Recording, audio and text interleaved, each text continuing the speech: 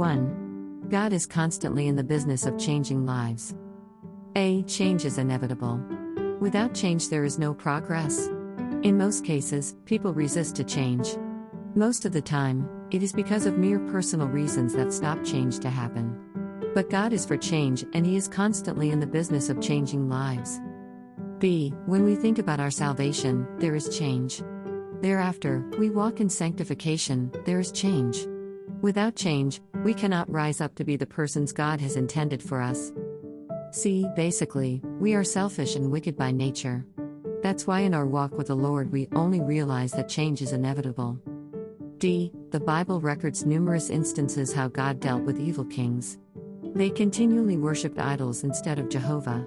Many a time, God allowed other nations to teach them a lesson. Why? Because God wanted them to change their ways. E. For Jonah, God used a big fish to teach him to change his attitude. Jonah came to his senses in the belly of the big fish. Eventually he had to change his mind to go to Nineveh. F. Change is never easy. It requires one's firm decision and discipline to go for it. To some it may be sacrifices. To others it may be hard and painful in giving up the things they so dearly loved.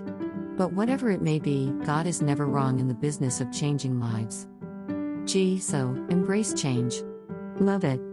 It is better for God to deal with us than in the wrath of man. King David realized it.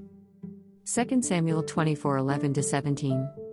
David had 3 choices from which he must choose, faced with 7 years of famine, 3 months fleeing his enemies, or a pestilence lasting 3 days. David chose the final punishment, fearing the wrath of man more than the merciful hand of God. After 70,000 people have died in the plague, David pleaded with God to end the retribution. H. God is serious when it comes to change. In fact, He is constantly in the business of changing lives.